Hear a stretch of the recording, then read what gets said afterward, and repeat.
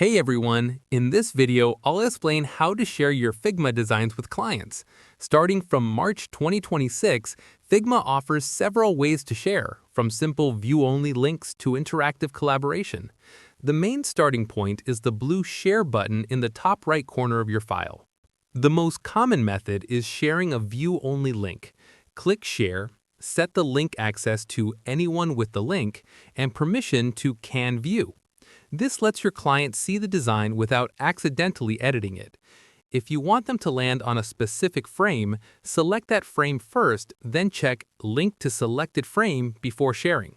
You can also share an interactive prototype. Click the Present icon to open presentation mode, then click Share Prototype in the top right corner and copy the link. On paid plans, you can restrict access to the prototype without giving access to the full file. For more secure access or to allow commenting, invite clients by email. Enter their address in the Share menu and set permissions. Can View for free viewing and commenting, or Can Edit if they need to manipulate elements. Note that editing consumes a paid seat on your account.